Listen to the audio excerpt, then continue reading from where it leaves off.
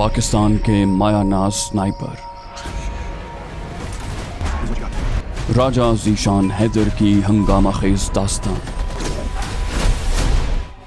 وطن دشمنوں سے نبرد آزما راجہ ذیشان حیدر عرف ایس ایس اور اس کے جگری یار سردار خان کی موت کی آنکھوں میں آنکھیں ڈال کر اپنے وطن کی بقا کے لیے جد و جہد۔ قدم قدم پر سنسنی اور اسرار کے رنگ لیے ایسے واقعات کہ سننے والوں کے سانس تھم جائیں۔ سنائپر اور سپاٹر کے بعد حاضر خدمت ہے اسی سلسلے کی نئی کڑی، سنائپر کا تیسرا حصہ شوٹر۔ آپ کے لیے پیش خدمت ہیں نئے ہنگامے، پرانی دشمنیاں، ایڈونچر، ایکشن اور وطن کے لیے جان قربان کرنے کا عزم رکھنے والے سرفروشوں کی داستان۔ ریاض عاقب کوہلر کے قلم سے نکلا ایک لازوال کردار۔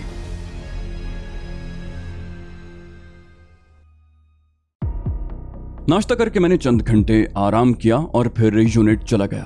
تصور صاحب کو میری واپسی کی خبر مل چکی تھی، وہ اب چند دنوں کے مہمان تھے، ان کی سروس پوری ہو چکی تھی، وہ اپنے دفتر میں ہی ملے تھے۔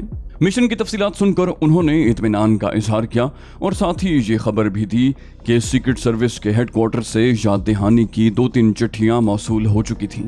میں نے پوچھا کرنل صاحب کا ارادہ کیا ہے؟ وہ سنجیدگی سے بولے ان پر کافی دباؤ ہے، پرسوں ہی اس موضوع پر بات ہوئی، بتا رہے تھے کہ راجہ کو روک نہیں سکتے اور تاخیری حربے کب تک استعمال کریں گے، اس لیے حالیہ مشن کے اختتام پر تمہیں الوداع کرنے کا فیصلہ ہوا۔ میں نے اطمینان بھرے انداز میں کہا میں اپنا کام ختم کر چکا ہوں۔ وہ بولے اپنے کنبے کے لیے گھر وغیرہ ڈھونڈ لو، اگر سرکاری کوارٹر میں رکھنا چاہو تو یونٹ کو اعتراض نہیں ہوگا، اس کے بعد تمہیں روانگی کے احکام یعنی موو آرڈر موصول ہو جائیں گے۔ میں نے اس بات میں سر ہلا دیا، کہا ٹھیک ہے سر۔ تھوڑی دیر مزید بیٹھ کر میں اپنے کوارٹر پر آ گیا۔ اگلے چند دن گھر میں یہی بحث چھڑی رہی کہ تلگنگ لوٹنا ٹھیک ہوگا، سرکاری کوارٹر میں ڈیرا لگائیں یا کسی نئے علاقے کا انتخاب کریں۔ ابو جان تلگنگ لوٹنے کے حق میں تھے، مگر میرا تجربہ کہتا تھا کہ گھر پر حملہ آور ہونے والے غنڈوں کا مطمع نظر چوری چکاری یا ڈکیتی نہیں تھا، اور پہلی بار اگر اللہ پاک نے بچا لیا تھا تو ضروری نہیں تھا کہ ہر بار دشمنوں کا وار خطا جاتا۔ آرمی کے چھوٹے سے کوارٹر میں مختصر کنبہ تو سما سکتا تھا، ہماری گنجائش نہیں تھی۔ کافی سوچ بچار اور غور و خوض کے بعد ڈیرہ اسماعیل خان جانے کا فیصلہ ہوا۔ اس میں چند اور وجوہات کے ساتھ وزیرستان کے قریب ہونے کی وجہ بھی شامل تھی۔ میرا اگلا ہفتہ انہی انتظامات میں گزر گیا۔ گھر والوں کو ڈیرہ اسماعیل خان چھوڑ کر میں اگلے دن واپس یونٹ پہنچ گیا تھا۔ اپنے گھر کا پتہ میں نے قریبی دوست اویس کو بھی نہیں بتایا، کیونکہ جب تک حملہ آوروں کی جارحیت کی وجہ معلوم نہ ہو جاتی گھر والوں کا چھپے رہنا بہتر تھا۔ گو میری کسی سے ذاتی دشمنی نہیں تھی، مگر میرا کام ایسا تھا کہ کئی لوگ میرے خون کے پیاسے تھے، ان کے نزدیک میرے جہاد اور وطن پرستی کسی اہمیت کی حامل نہیں تھی، اور ان 20 دشمنوں میں سے کسی کا میرے گھر پہنچ جانا اچنبے کا باعث نہیں تھا۔ یونٹ حاضری کے اگلے ہی دن مجھے سیکرٹ سروس ہیڈ کوارٹر روانگی کا پروانہ تھما دیا گیا۔ پاک آرمی کی روایات کے مطابق دوستوں نے تگڑی سی دعوت دی، تحفے تحائف سے نوازا اور میں دکھی دل سے یونٹ سے روانہ ہو گیا۔ اسی دوران سردار سے بھی بات چیت ہوئی اور یہ جان کر خوشی ہوئی کہ منا گینگ نے ہتھیار پھینک دیے تھے۔ سردار کی واپسی سے پہلے ہی مجھے جانا پڑ گیا تھا۔ میں نے اسی دن سیکرٹ سروس ہیڈ کوارٹر پہنچ کر حاضری لگوائی، وہاں سے مجھے مری ٹریننگ سکول کا موو آرڈر پکڑا دیا گیا۔ رات ہیڈ کوارٹر میں ہی گزار کر میں اگلے دن مری روانہ ہو گیا۔ موومنٹ آرڈر جمع کرواتے ہی جب سی آئی یعنی چیف انسٹرکٹر کی طلبی کا مجدہ سنایا گیا تو میں حیران رہ گیا، کیونکہ بریگیڈیئر کی سطح کے آفیسر کا مجھ سے ملنے کی خواہش کرنا حیران کن تھا۔ سی آئی کی کرسی پر بریگیڈیئر فہیم انصاری کو دیکھ کر میری حیرت دو چند ہو گئی۔ امید نہیں تھی وسیم صاحب اتنی جلدی تمہاری جان چھوڑ دیں گے۔ میرے سابقہ کمانڈنگ آفیسر کا نام بے تکلفی سے لیتے ہوئے وہ بازو پھیلا کر میری جانب بڑھے۔ ان کے پرجوش معانقے کو بھرپور طریقے سے وصول کرتے ہوئے میں متبسم ہوا۔ سر، آپ نے زیادتی کی ہے۔ کرسی کی طرف اشارہ کرتے ہوئے انہوں نے نشست سنبھالی۔ بیٹھو۔ میں بیٹھ گیا۔ پوچھا ٹھنڈا یا گرم؟ میں نے بے تکلفی سے کہا چائے۔ اپنے اردلی کو چائے کا بتا کر وہ سنجیدہ انداز میں بولے کیا لگتا ہے وسیم صاحب مجھ سے زیادہ پاکستان کے خیر خواہ ہیں؟ میں شاکی ہوا، کہا ایسا کہنا تو درکنار، سوچا بھی نہیں ہے۔ انصاری صاحب بولے تم ایک سنائپر ہو اور سنائپر مخصوص اہداف کے لیے استعمال کیے جاتے ہیں، जासूस बनने के लिए तो और कई अफराद मिल जाएंगे, लेकिन अच्छे स्नाइपर किस्मत ही से मिलते हैं। खासकर निशानेबाजी तो एक कुदरती सलाहियत है, और तुम्हारी तरह अच्छा निशानेबाज तो खाल ही हाथ आता है। बस यही अशकालात हैं तुम्हारे। एक ही सांस में लंबी फहरिस्त गिनवाते हुए वो कदरे तंजिया अंदाज में मुस्तफसिर हुए। मैंने बेझिझक इत्मीनान भरे अंदाज में सर हिला दिया, कहा तकरीबन।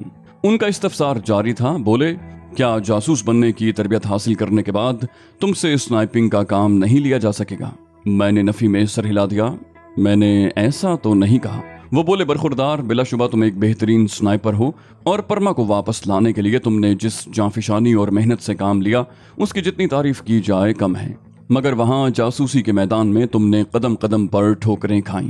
कभी इत्तेफाकन बच गए, कभी गुमनाम मुजाहिदों की मुदाखलत काम आ गई, लेकिन पड़ोसी मुल्क में वो आखिरी मिशन नहीं था। बहुत दफ़ा ऐसा होता है कि हमें दुश्मन मुल्क में स्नाइपर या कमांडो को भेजने की ज़रूरत पड़ती है कि दरपेश मिशन खाली जासूस के बस का रोग नहीं होता, और ऐसे में किसी आम स्नाइपर को भेजना मुफ्त में अपना बंदा मरवाने वाली बात होती है। अगर हमारे चंद ऐसे स्नाइपर मौजूद हों जिन्होंने जासूसी की बाकायदा तरबियत ले रखी हो तो यकीनन हमारा काम आसान हो जाएगा। बस इसीलिए तुम्हें यहाँ मंगवा लिया। मैंने मौजू तब्दील करते हुए पूछा, राजकुमारी जी का क्या हाल है? वो इत्मीनान से बोले, रात को खाने की मेज पर खुद ही पूछ लेना। मैं मानी खेज लहजे में बोला, सर, उसने सख्ती से मना जो किया था कि छोटे लोगों को उनके यहाँ दावत पर न बुलाया जाए। मेरी बात पर अंसारी साहब का कहकहा बुलंद हुआ। मैंने जहन में काफी देर से मचलने वाले सवाल को अल्फाज के कालिब में ढालते हुए कहा, वैसे रिटायरमेंट के बाद आपको इस सीट पर देखकर हैरत हो रही है। वो साफ गोई से बोले, परी की आमद ने उमंगों को फिर से जवान कर दिया था। नए जवानों को तरबियत देने की पेशकश हुई और मैं इनकार न कर सका। चंद मिनट मजीद गपशप करके मैं इजाजत लेकर उनके दफ्तर से निकल आया। इशाये की उन्होंने एक बार फिर याद दहानी करवा दी थी। मुझे रिहाइश के लिए एक बड़े कमरे में जगह मिली। मेरे साथ एक आम फौजी सा बर्ताव हुआ, जिसका मतलब यही था कि वो मेरे नाम और काम से वाकिफ नहीं थे।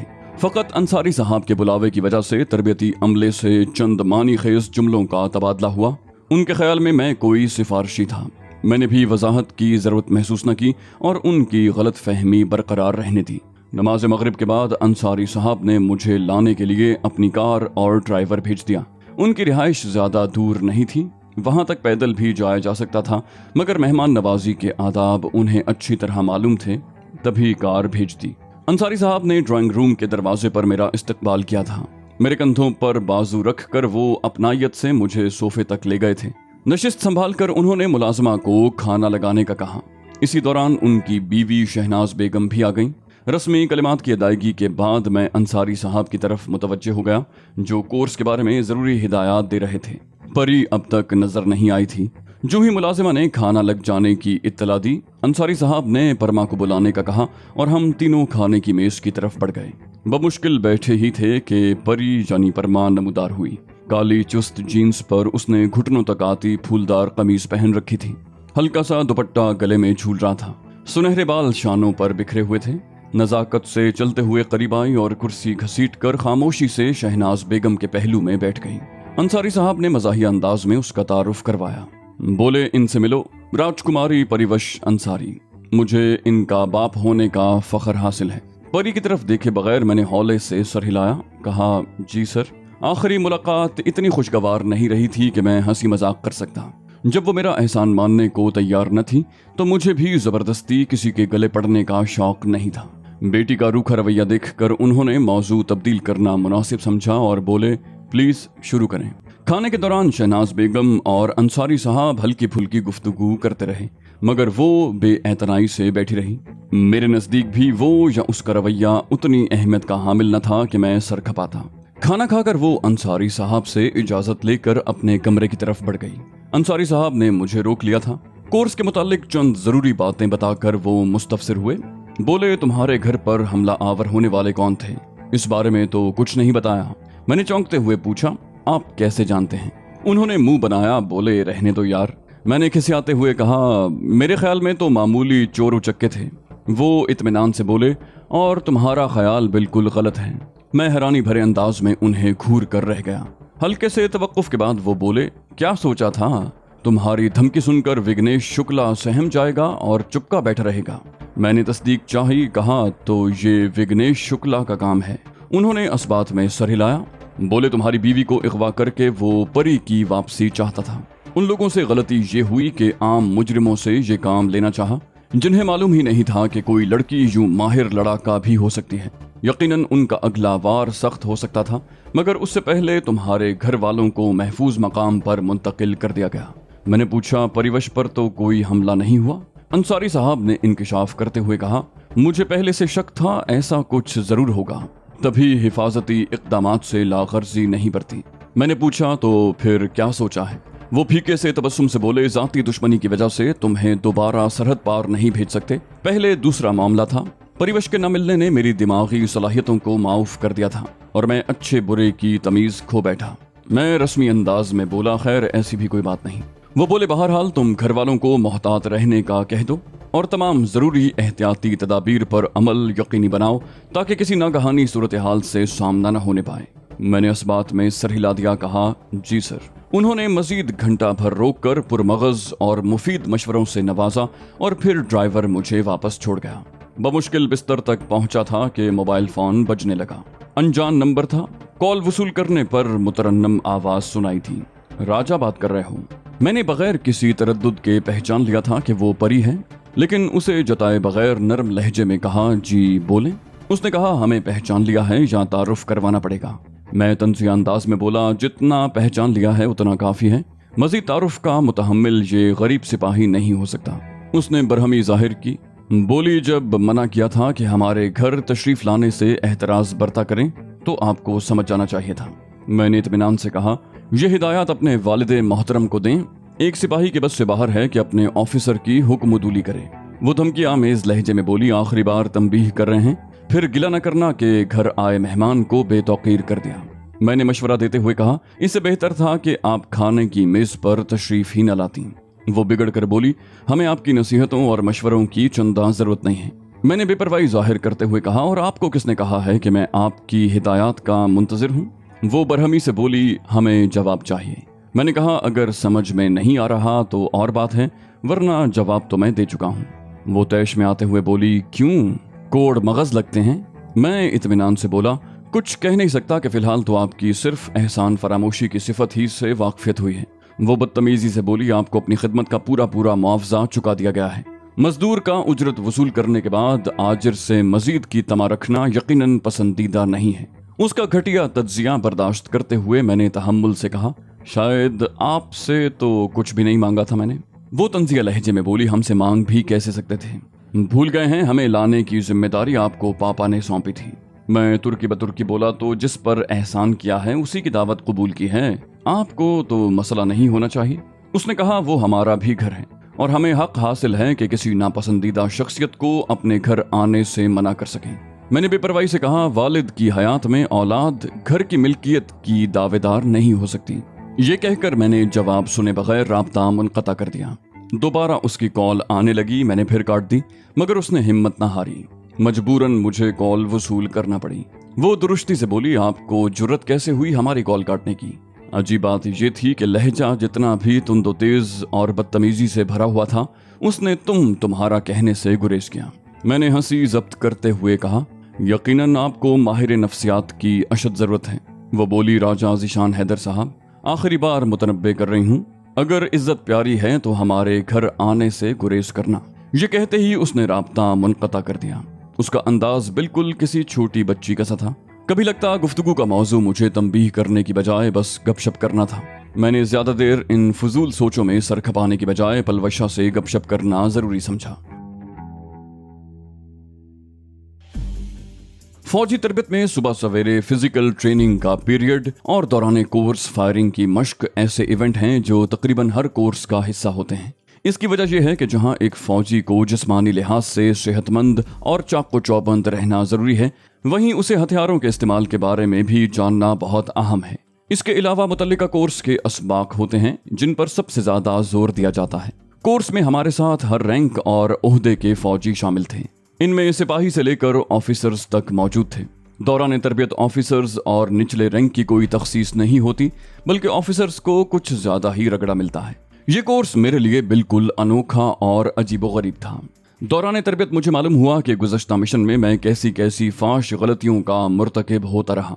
बिलाशुबा जिसे अल्लाह रखे उसे कौन चखे के मिस्ताक मैं बखैरियत वतन लौट आया था, लेकिन जंग की तैयारी और दुश्मन के खिलाफ तैयारी का हुक्म भी शरीयत ही देती है। कोर्स में हमें दुनिया की अहम एजेंसियों की कार्रवाइयों के तरीक़ाकार के बारे में तफसीलन पढ़ाया गया। पड़ोसी मुल्क में बोलने वाली चीदा चीदा ज़बानों से वाक़फियत दिलाई गई। ख़ास तौर पर हिंदी रस्मुल ख़त सिखाया गया। मुख्तलिफ पेशों और कारोबारी अफराद की नफ्सियात से आगाह किया गया। हमें भिकारी, नशई, सब्जी फरोश, मालशिया, सेल्समैन, ड्राइवर, कंडक्टर, पागल, मजजूब, गुंडा, दलाल, शराबी और जाने क्या क्या बनने के तरीक़े सिखाए गए। इसके अलावा भी बहुत कुछ ऐसा सिखाया गया जिसके बारे में बताना मुनासिब नहीं। फायरिंग में हमें मुख्तलिफ किस्म के पिस्तौलों और रिवॉल्वर के मुताल्लिक मालूमात देने के अलावा दस्तयाब पिस्तौलों वगैरह से फायर भी करवाया गया। पिस्तौल ऐसा हथियार है जो उमूमन सिर्फ ऑफिसर्स ही को जारी किया जाता है और आम सिपाहियों या छोटे रैंकों में चंद मखसूस अफराद को उससे वास्ता पड़ता है। और पिस्तौल चूंकि करीबी लड़ाई में ही कारआमद है, इसलिए जासूस का उससे चोली दामन का साथ है। बाकी फ़नून में मैंने बिलाशुबा इंस्ट्रक्टर से बहुत फ़ायदा उठाया और अपनी अच्छी यादाश्त की बदौलत नुमायां शागिर्द रहा। मगर फायरिंग ऐसा शोबा था जहां उनकी बतलाई हुई बातें मेरे लिए किसी अहमियत की हामिल न थीं, और मैं जो जानता था मेरे उन उस्तादों को भी मालूम न था। अलबत्ता मैंने कभी बेपरवाही या लागर्जी का मुजाहरा नहीं किया था। अलबत्ता पहला दिन छोटा सा वाक़या पेश आया था। उस दिन अंसारी साहब शूटिंग रेंज पर आए। तब हमारा वेपन इंस्ट्रक्टर फायरर्स की पोजीशन ठीक कर रहा था, क्योंकि हमसे पहले जिस डिटेल ने फायर किया था उनका फायर कुछ अच्छा नहीं हुआ था। करीब आकर उसने मेरी कोहनियों से खम निकालते हुए कहा, जवान, अच्छा फायर करने के लिए ज़रूरी है कि तुम हथियार को सही तरीके से पकड़ना जानते हो और तुम्हारी जिस्मानी हैयत भी फायर के लिए मुनासिब हो। उसी वक्त अंसारी साहब की नज़रें मुझसे मिली। उनके लबों पर तबस्सुम नमूदार हुआ। शायद उन्हें हमारे उस्ताद की सादगी पर हंसी आई थी, या शायद मेरी दुर्गत बनती देख कर मुस्कुराए थे। मेरे होंठों पर भी बेसाख्ता मुस्कुराहट उभरी, जिसे उस्ताद ने मेरी तंजिया हंसी समझा। वो धीमे मगर कदरे सख्त लहजे में बोला, जवान, CI फायरिंग देखने आए हैं। दांत निकालने के बजाय अगर सीखने पर तवज्जो दो तो बेहतर रहेगा। मैंने तकरार से गुरेज करते हुए कहा, यस सर। तभी अंसारी साहब करीब आकर मुझे मुखातिब हुए, जवान, पिस्तौल की मैगजीन में कितनी गोलियां हैं? मैं मौदबाना अंदाज में बोला, सर फिलहाल तो 10 हैं। वो बोले, 1 मिनट वक्त है और 5 अहदाफ के सरों में 2-2 गोलियां मारना है। ये कहकर उन्होंने अपनी कलाई सामने की और घड़ी पर नजरें जमाते हुए हल्के से तवक्कुफ के बाद बोले, टाइम स्टार्ट। तो दोस्तों, ये थी हमारी आज की एपिसोड। उम्मीद करते हैं आपको हमारी कहानी पसंद आई होगी। जाने से पहले इस वीडियो को लाइक कीजिए और शेयर करना मत भूलिए। कमेंट करके हमें बताइए कि आपको हमारी वीडियो कैसी लगी, और अगर अभी तक आपने इस चैनल को सब्सक्राइब नहीं किया तो इसे सब्सक्राइब कीजिए और बेल आइकन दबाकर ऑल नोटिफिकेशंस ऑन कर लीजिए।